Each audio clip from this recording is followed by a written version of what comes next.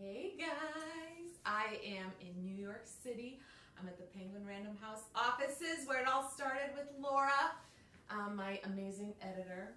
Hey Laura. Thank you. Thanks so much for being with me here today and for signing all of your books for all of your fans for ordering today. If you guys haven't yet got a copy you can coffee. You should get coffee. Yes. And then you should go to premiercollectibles.com/kuzmic to get your own first edition signed copy of Kristina's book. And Kristina and I were just talking about how this month marks the 2-year anniversary of us working on this book together. And isn't it amazing that you came from just a few paragraphs about how you wanted to reach your readers to this entire book that covers almost your whole life story? It's been a 2-year pregnancy. A 2-year with pregnancy. This lovely baby. I was happy to do the delivery. It was a lot. It was took dirty. a lot It was longer messy. than I thought. It did. Yes. I know you inside and out. Yeah, I have. Wow, yeah, you do. I haven't decided if I'm going to breastfeed or bottle feed. But I told her whatever baby, she chooses, I'll support that. That's choice. right, because everybody needs to mind their own motherhood. Yep, it's true. Yeah. It's true. So I'm so glad you're here with us right at the start of your tour. You're heading out across the country starting tomorrow. You're going to be in Boston, then in Chicago on the 13th, then Phoenix, then Salt Lake City, then back to LA on February 25th. Yeah, so come hang out with me in person. Tomorrow is Boston. So you know what? Sometimes in life you gotta be spontaneous. Call that friend that owes you a favor, get her to babysit, and come hang out with me. Get out. And I'm going to I'm gonna do my best to give every single one of you my one-on-one attention after the event. It's gonna be awesome. Almost no one else would stay that late for you. It doesn't matter if I sleep tomorrow night, you're more important. So let's get into some fan questions. Okay. Because a lot of you have written in. If they click on the website, there's a place to write a question. Yep. As you're buying your copy, there's a place to put in a question, and we're gonna try to answer them all. So let's get started. First, from Dawn in Lakewood, Ohio. How do you have the courage to share your life? And thanks so much for doing so. Oh, that's a good question. Well, honestly, you guys give me the courage to do it, because when I first started making videos, they were more, just funny and silly. And then I started getting emails from you guys saying, oh my gosh, I needed that laugh because I'm struggling with this and this, or whatever. And you guys really started opening up to me.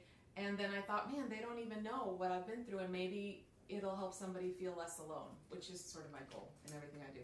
So I feel like I get that courage from you. And also, I feel like we're going to teach our kids more from how we live than what we yap at them, right? And I want to teach my kids to be authentic and to be open and not feel shame or guilt or any of that, about whatever they've been through. So now you've built this big online community, which I was a part of before I even was your editor, that lifts you up.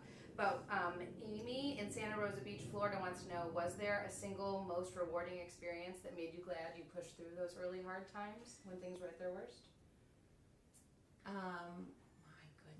I mean, every day feels like that. Just, again, I don't mean to make this sound like a love fest. I know Valentine's Day is coming up, but I love you guys so much. And just hearing from anybody, every single time I hear from somebody that me sharing my story has helped you in some way, I'm like, oh, amazing.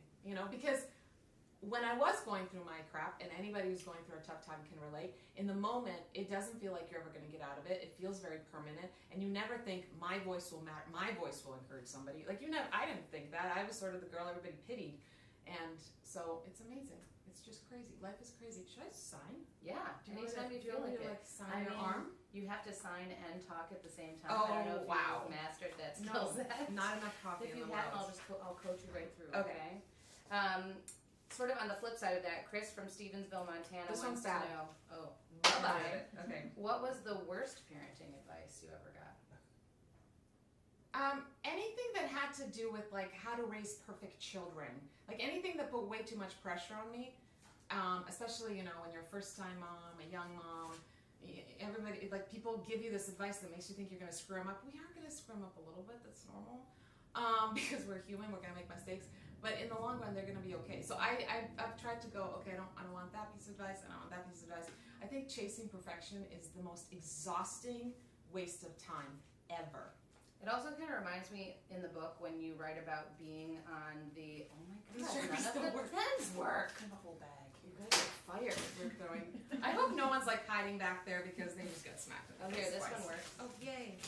What I was going to say is this question reminds me of the part in the book when you are riding on the airplane with Ari for one of the first times. Yes. And he turned out to not be the sort of baby who handled the airplane ride super sweetly. I still have PTSD. Yes. And some passengers had some advice for you. Yes. Don't you love that when you're like in a parenting moment, whether in an airplane where you can't leave. I mean, you can't just open the door and leave. Or anywhere, post office, grocery store, and your kid is having a lovely human moment. Let's put it that way. And then somebody, instead of just giving you love and empathy, they decide to give you their brilliant advice. They decide to give you a little look down the nose. And judgment. Mind your motherhood, people. I'm just going to say that for every answer. Mind All right. your motherhood. Here's a question that I actually don't know the answer to. It's from Saskia in Harvest, Alabama. So for those of you who don't know, Kristina is from Croatia, and Saskia is wondering, are your kids bilingual? And if so, how the hell did you do that? That's a great question. So you know how we all have this fantasy of what kind of parent we're going to be before we have children? I'm familiar with the fantasy. Yeah, so when I was pregnant with my first, I had this whole fantasy how I was going to have once a week Croatian dinners, and we only eat Croatian food, and we only speak in Croatian, and my kids are going to be bilingual, and it'll be great, and that never happened. Because life is freaking exhausting. So they know very little, and do I have regrets in life? Yes. I wish I had taught them more. It's not too late. No, it's not. And now the teenagers are like, when we go to Croatia, they actually want to learn. So they'll ask, hey, how do I say this? Hey, I want to order my own ice cream or whatever. So, they know important words like but, this kind of but, and I need ice cream. Like the stuff that really matters in life to children. Survival phrases. Yes. Where is ice cream? They know how to say that they have a butt and that they want ice cream.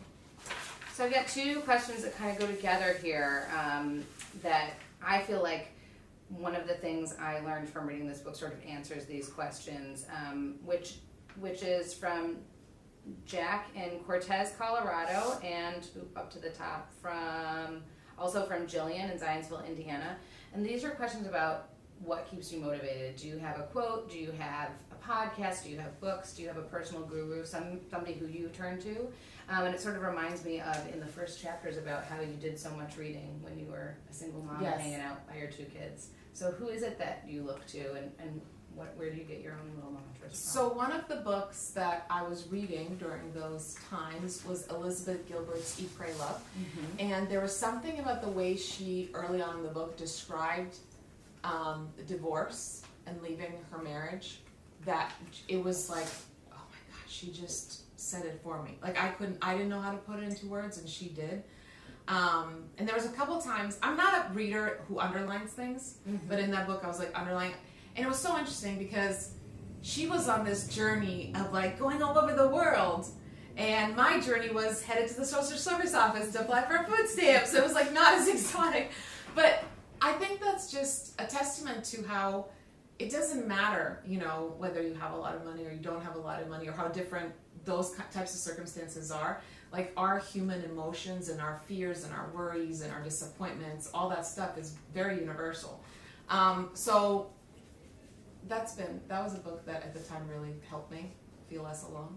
And what about now? Are there podcasts or books or just quotes that you slap up on your mirror to keep you going?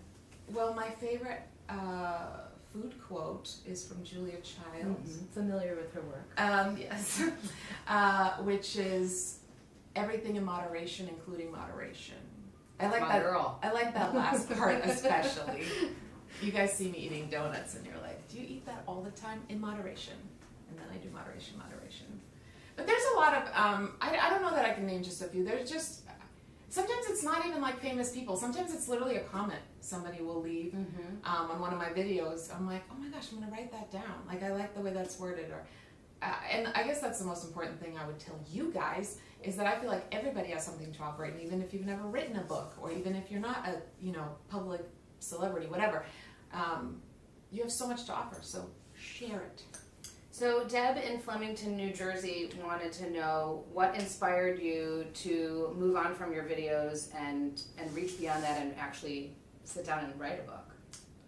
Well, when you guys would email me or you'd comment on a video or you'd message me or whatever, at first I was able to reply to everybody, and then as the following grew, I couldn't.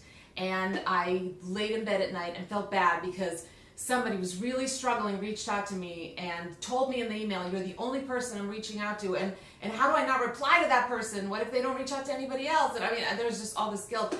And then, just like I tell you guys, I decided to brush that guilt off because, you know, I'm human. I can only answer so many things. I have a family to take care of. And so this book feels like my reply all.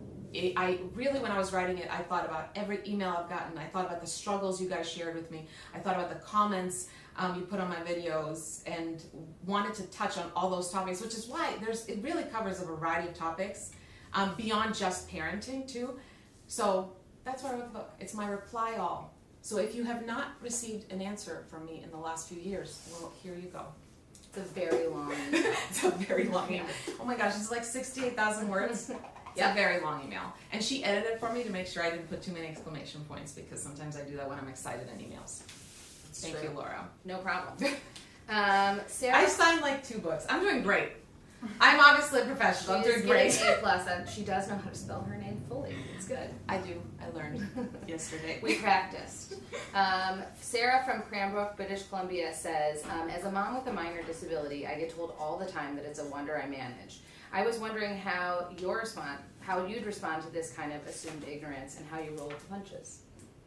So let me try to understand. So she has a disability, and then people kind of do that whole patronize, like, oh, I can't believe you can do it.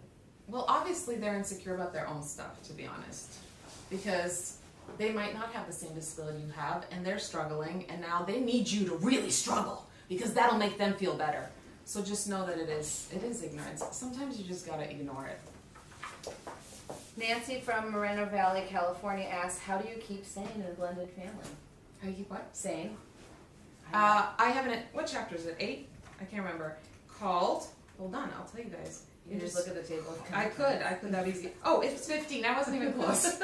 Chapter 15. It's called Kids First, Ego Last. That's how you stay sane in any relationship, whether it's a blended family, whether it's a marriage, whether it's a friendship. That relationship first, ego last. So blended family, dealing with your ex, every time you want to send that text because you're pissed or you want your kids to know that you did more than he did or whatever, just ask yourself, is this about my ego or is this what's really better for my kids? And most of the time, it's probably better for your kids if you put your ego on the back burner. And now we have a very special moment. We have Holly from Trenton, New Jersey. Are we calling somebody? To talk to you. Yay! What's her name? Holly. Hi, Holly. Holly, here's Kristina. Hi, ladies. How are you? I'm well, thank you, and you? I'm great. We heard your. I just signed your book, Holly. Yeah. I watched you. Are you like hiding in a closet at work? I'm hiding in the stairwell. Ooh, so romantic. Well, thanks for calling in. Did you have a question for Kristina? I do. First, I wanted to say that I absolutely love you. You're Aww. truly an inspiration for women like myself that are dealing, going through divorce and with kids. And there's a lot of people that, people get divorced every day, right? But there's a lot of people that don't really have close people that have been through similar situations when you're trying to raise healthy children through a not so healthy divorce.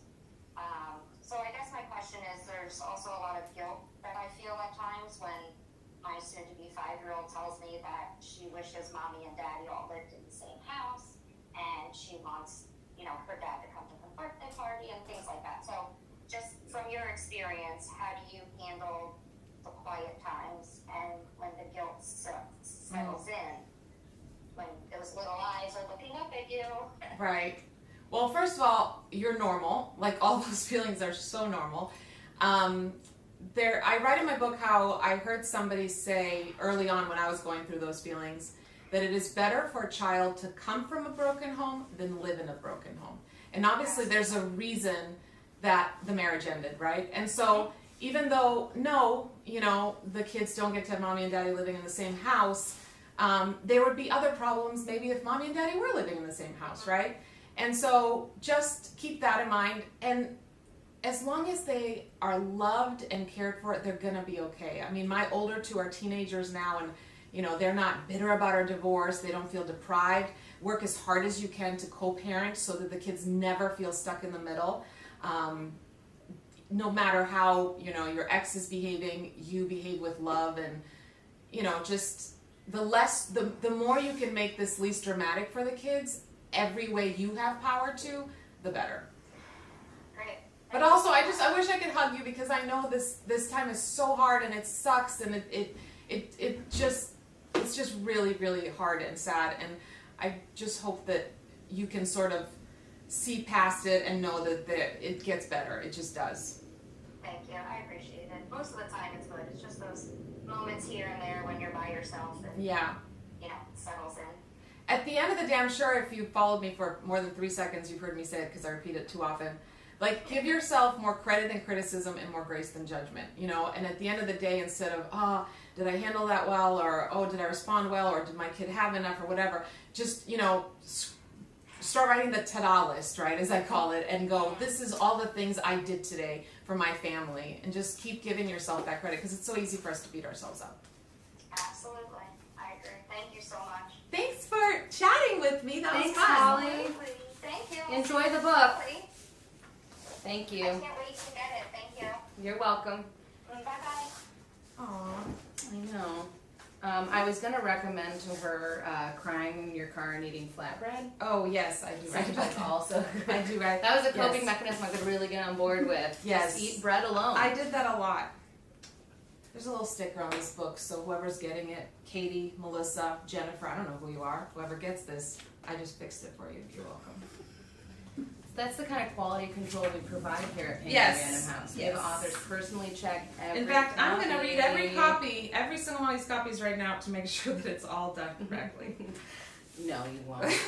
But she actually did check every word, because Kristina reads aloud the audiobook of I this. do. So she had to A, read every single word that she wrote, and B, not change any of them because the book was already Which printed. is so hard, because I'm like, oh, I want to add something. I was like telling the "Rein audio it in, director, girl. I'm going to add Rein one it little in." thing here. And she's like, no, you're not allowed to do that. I was like, but it's really great. No. So if you have the book, great. If you want Kristina to read it aloud to you like a bedtime story, also great. And it's available for you to do that.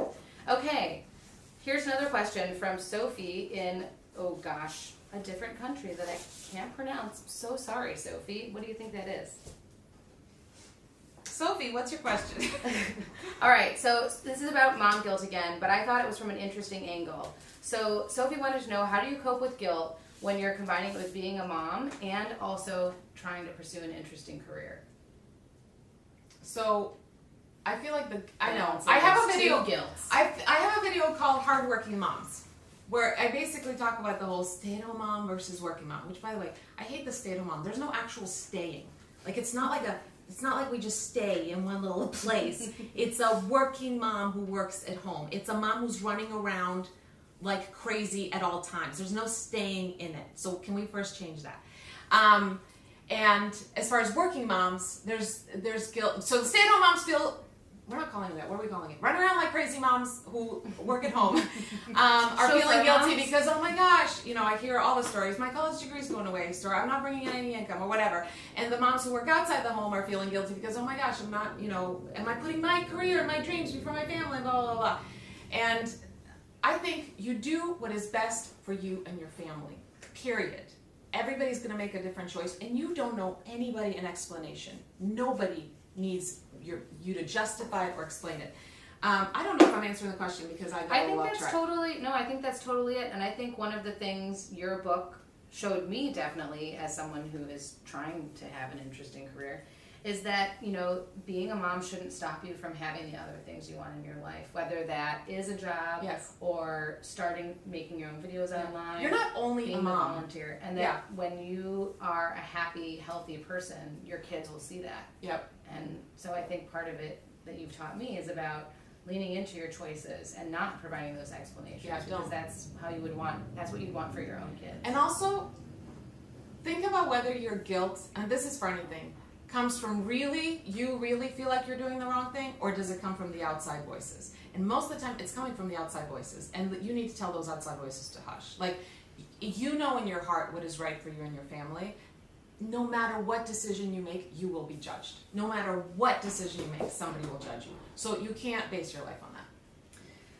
So Carissa in Elk Grove, California wants to know if, looking back at those hard moments in the beginning when you were trying to find your way out and find your path, if you could have had the courage to ask your friends for one thing at that time, maybe when you weren't brave enough to ask for what you needed, what do you wish you would have asked for?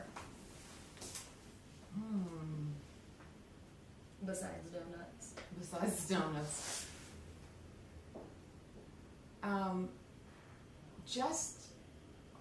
I think I just needed to be seen. It sounds so simple, but I think sometimes we just need the simplest stuff. Like, I just needed somebody to, and not look down on. I think my closest friends were I'm still friends with, who saw me through that. They didn't pity me. They didn't look down on me. You know, I got a lot of that from the world. I got that every time I used my food stamp card at the grocery store. You know, you just kind of get looked down on and pitied. And there's a big difference between empathy and pity. So just that you're another human being and we all struggle and you deserve good, it's like the best thing you can give somebody. Seeing it as a season in someone's life as Yes. opposed to an element of their eternity. It's not exactly. That's not all they are, you know. The thing is, every human struggles. It's just different, you know. Mm-hmm. So as long as you can realize that, then you can have some empathy. Are you pushing those at me because you're like, hey, Kristina, you haven't signed enough books. You're too slow. Is that a hint? Yes. I'll take a hint. Why don't you sign some? I mean, I would. Signed I really by don't the editor think of the book. They're gonna be like, thanks, Laura. You're gonna have to spend an extra $1 to get Laura to sign my book. Here's a nice light one from Tina in Springboro, Ohio. What is your favorite way to relax? Ooh. I love naps. I don't take them very often, but like if I have time to myself, like, which never happens, I will lay down, you guys. I will actually lay down. Sometimes I'll even use a pillow, and it is. I was gonna say the best. Do you feel like you have to? Are you one of those ladies that can just like do a quick Oprah 20-minute snooze whereabs, or do you need to be in your own bed? I can nap anywhere. I just never get a chance to. But I love sleep so much. I mean, love it. Like, I'm getting turned on just talking about it right now. I hear you. I love it so much, and I don't get it enough. I think it should be a hobby that we should be allowed to list, like can nap and will. Do you know what I did once? And I know a lot of people are going to be like, well, I can't afford that. I couldn't either for years. But last year, I called a babysitter over. I handed her $20, and I said, I'm not actually going anywhere. I'm just going to nap. I paid a babysitter so I could take a nap. And can I tell you something? It was the best $20 I ever spent. I just needed a nap so bad. I should do that again. Heather in Grand Junction, Colorado asks, how do you stay positive as a mom if you don't have a tribe to vent to? Well, first of all, I think we absolutely need a tribe. I think I write about that in my book. We absolutely need to find our people. We're not meant to go through this life alone. So my number one thing I would tell you right now is go on the internet, look for mom groups in your area. Look, because unfortunately no one's going to show up at your door and be like, here, I'm your tribe. You're going to have to put a little bit of work into it, which is so freaking annoying. I get it. But there are so many support groups. There's mom groups. There's just, with social media, it's made it a lot easier to just find things in your area. And then even when you don't feel like going, go. Don't even put pants on. Go in your pajamas. It doesn't matter. But just go. Go to the event. Go to that party. Go to whatever you can to create your tribe, because we need other people. You should not be going through life alone. And I don't think that healing or growth or comfort or any of it happens in isolation. I really don't. And especially when you are serving your family all day, you are just wiping somebody's butt and wiping somebody's tears and dealing with emotions and all that. You're gonna go insane if you don't have people who can be like, oh yes, me too, I get it. So build your tribe. Don't put on pants, but do go outside. Yes, that's basically my answer. Pants are overrated. I can get on board with that. So, Jennifer. And by the way, people hate that answer so much because it's so much easier to just like not have to. We're all exhausted, right? And now you're making me work even more. Now I gotta go find my people. I don't have time for this. Can I just say to Heather from Grand Junction, Colorado, let me just let you know that Jennifer from Grand Junction, Colorado also has a question for Kristina. So we may be making a tribe happen. Wait, right here. Is that weird? So Heather's the So one that asked the Heather- tribe question? Yep, and then Jennifer, find Heather. Get on Heather. How many Heathers and Jennifers are there in one town? So It's like the most I would popular like names. Heather from Grand Junction, Colorado. I feel like we're playing the to Bachelor go here. to We are literally Starbucks in Grand Junction, Bringing Colorado, and people just like together. yell Jennifer, yes. and then find her. Maybe Okay. right after school. Maybe drop hold off the book if she's up there. And say, anybody else here have this signed copy, and her name is Jennifer. Okay, so but Jennifer from Grand Junction, Colorado, soon to be Heather's It's friend. the same question. I'm gonna flip out. No, it's not. Okay. But wants to know, how has your life changed since you have become famous? Well, first of all, I don't think of myself as famous. Well, the rest of us do. So Oh, okay. I don't feel like it's really changed that much. I mean, I get recognized, so that's different. But my everyday life is the same. I'm a mom. You're who still is- doing the drop off I'm and the still, pickup? yes, and doing all the regular mom stuff. Have you ever been recognized when you like weren't Or having a ready bad, to be? I always get, yes, recognized? because most days, I joke about this in my videos, but it really is true. I mostly am in my pajamas. Like, I pick up my kids from school in my pajamas, and that's just the way it is. They're used to it now. So, no, the worst, I've been recognized when my kid is throwing a tantrum, being at their worst. But see, the good thing is, I don't pretend to be perfect. So it's not like, I'm like, oh my gosh, people are going to think that I have a kid who throws it. They know that because I talk about that. So that's the best part about being authentic. You never have to worry about who you're going to run into because you're just you. You're authentic and it doesn't matter. I will say that you were late to our first meeting together because someone recognized you in a chocolate shop. That's which true. was both on brand That was 2 years ago. and Yes. timely. Yes, chocolate. But yes, you were late. The only It's fine. The but- only time that the whole getting punished. Whoever, if that person who recognized me is And watching, she didn't even bring can me you chocolate. please She write just in and bought it tell for her that herself. it's your fault? This is what I was gonna say. The only time the whole being recognized thing has gotten a little tricky Yeah. is when I am, like, my oldest son, this was about a year ago, so my oldest son was having just one of those days. It was just, he was going through a really tough period. And we were at his game, and the game finished, and this mom came up to me, and she recognized me, blah, blah, blah, and wanted pictures. And I looked across the field, he was walking towards me, and I could see in his eyes that he was just distraught. And so I told her, you know what, if I see you again, I would love to. This just isn't the time. Because there's something about, like, I didn't want him, you know, and I'm like posing for pictures. It just, the whole thing just felt wrong to me, and she was a little irked. But and in the moment, again, just like I tell you guys, I had that moment of like, okay, am I gonna feel bad about this? No, did I do the right thing? Yes, I did the right thing for my child. Her not having a picture with me is not gonna ruin anything.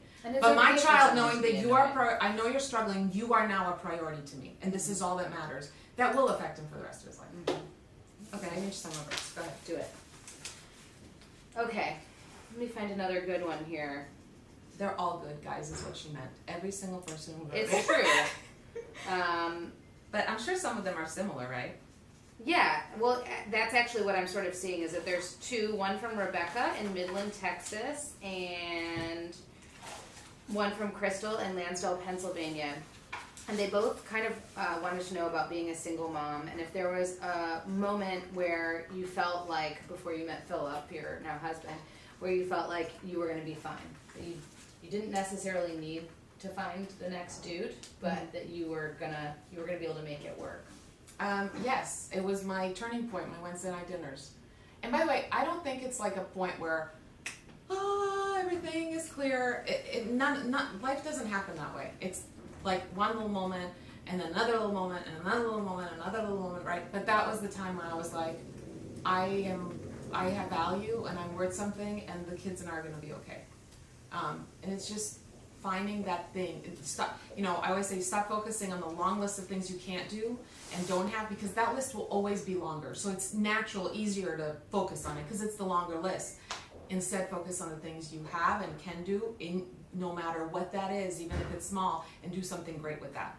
And I do want to say, because this is important, a lot of people, I think that my life got better when I got remarried. No. I never would have been even ready to get remarried if I was still in that dark place. So you do not need a man to complete you. Sorry, Jerry Maguire. You don't need, or he says it to her, whichever way. You don't need anybody to complete you. You don't need anybody to rescue you. You don't need anybody to save you. Just work on you, and then other things will fall into place if they need to fall into place. Does any of this make sense? Am I tired? Yes, Medium. I'm tired. Okay, I got so a medium. I am going to ask you a question that I know you really hate to be put on the spot like this, but it's one I actually want to know the answer to. If you ask me a math question, I'm yes, walking out. It is I don't do about math. the quadratic equation. No. This is from Kendra in Bisco, Arkansas. If you had to boil down all of your advice to one thing to give a mom, what would you give to her? Hold on, but don't hold still. Okay, that's It true, really, but all right. no, it's the truth. And what the title means is hold on to hope, hold on to the good that is around you that you're probably ignoring because you're focusing on the bad. Hold on to the people who matter, but don't hold still, meaning don't be passive and apathetic about your life. It's so easy to get numb. Be proactive, get feisty, get nervous, get uncomfortable, because change and growth is uncomfortable, and keep moving forward. That would be my number one advice. Whether it's a bad parenting day and your kid is throwing a tantrum, or it's a bad life year and you're going through depression or divorce or whatever, that's it. Hold on, but don't hold still. That's why it's the title of the book. I know, I actually It sums love it up. Yeah. Can I do? This is my personal favorite part because it makes me feel like a late night host. What are we doing? This is 22 questions in 2 minutes. This is the wait, lightning round. I can't sign. I This can't. is the I have to lightning focus. round. Wait, stretch it out. Sit ups. I don't know. Do you want to do like a deep lunge first? Yeah. Okay. Squats. Number 1, where were you born? Zagreb, Croatia. Number 2, who would you want to play you in a movie? Sandra Bullock, just because people tell me I look like her. It's sort of true. Number 3, what was your very first job? Ooh, babysitting. Did you get paid? Yes. How much did you get paid? $2.50, 5 kids. Woo! That's what I got paid for. I swear they ripped me off because I was a foreigner. That's when I moved to America. Well, $2.50 for 5 kids. I'm not going to say your name. Number 4, what is your biggest fear? Something bad happening to one of my children. Number 5, who makes you laugh the most? Zach Anner. My friend Zach Anner. Number 6, what is the one thing you need to have in your fridge at all times? Chocolate. The keep your chocolate I don't chocolate keep in in the the fridge. fridge? But that's like the first thing that popped in my head. Milk for your coffee. Number 7, what do you feel is your greatest accomplishment? My family, my kids. Number 8, who is the most interesting person you met recently? We didn't just meet, so you can't say anything, know, but I I was know gonna that's like cheat. right on the tip of your tongue. It is. I meet so many interesting people. There was a homeless man I met the other day, and he had a really fascinating story. What was his name? Bill? Nice. Number 9, what is your middle name? Vesna. Number 10, what is your biggest pet peeve? People who are rude and snotty and think they're more special than anybody else. What is the last book you read? Glennon Doyle's Love Warrior. Such a good book. Number 12, what is your favorite hobby? Eating and sleeping. Number 13, what is your guilty pleasure? I don't feel guilty about any of my pleasures. Hashtag. Number 14, do you have any hidden talents? I don't know. Well, I play the piano. Not great, but that's one thing that I'll sit and play. I mentioned in the book that I don't play great. I don't think it's hidden. I bake. I decorate cakes. I love decorating cakes. Number 15, what color is your toothbrush? Green, currently. So cute. I don't know why I think that's the cutest question. It is, but Number 16. I change them a lot. I don't know. I'm like one of those paranoid people about toothbrushes. Like I change my toothbrush way too often. I don't know how. Somebody tell me, dentists, how often should you change it? 3 months. Not to brag, 3 but I months? think it's every 3 months. Oh, I do Not it way dentist, more often. Okay. Way more often. That's good. You're on top of the germs. Where am I? 16. What is your secret snack? Again, I have no secrets, but I will always eat carbs. Good crusty bread on the outside, soft on the inside, or anything with chocolate. And not white chocolate, because that's not real chocolate. Don't even get into the argument with me, because it doesn't have real cocoa powder in it.